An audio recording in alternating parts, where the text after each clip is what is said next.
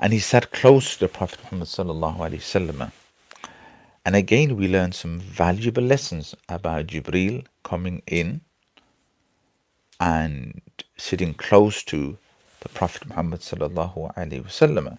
And from this, we learn that if anybody is eager to learn, you will always find that they sit close to the teacher or the speaker. And even in school, those who really want to learn, they're the ones who sit at the front. Those who don't want to learn, they sit at the back. You see, in Salatul Jumu'ah as well, those who want to listen to the khutbah, who want to benefit, they come and they sit close to the Imam. Those who are not concerned, they're not bothered, they will sit in the back. Do you understand? But Jibril came and he came very close to the Prophet Muhammad sallallahu alaihi wasallam, and he sat with adab and respect. He sat in the position of the shahud. Look at that respect he has for the Prophet Muhammad sallallahu alaihi wasallam.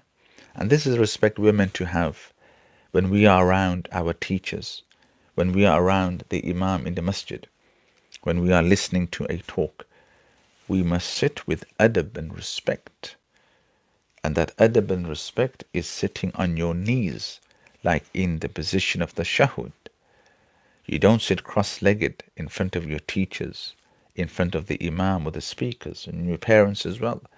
You don't sit with your legs out towards your parents, or lying down on the floor, or that your parents are standing and you're sitting. Okay?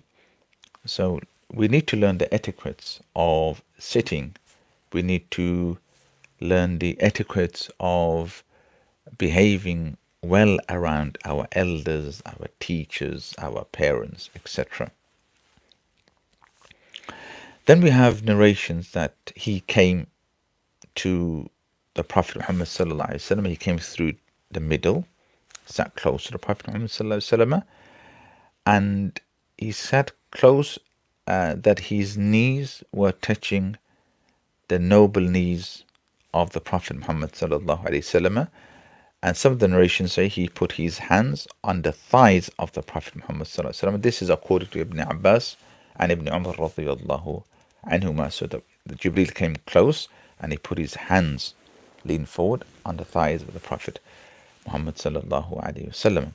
And Hafiz ibn Hajar says he put his hands on his own thighs. Okay, and also the reason for him, Jibril, to sit close was so that the Prophet Muhammad sallallahu alaihi wasallam would not have to shout and not raise his voice.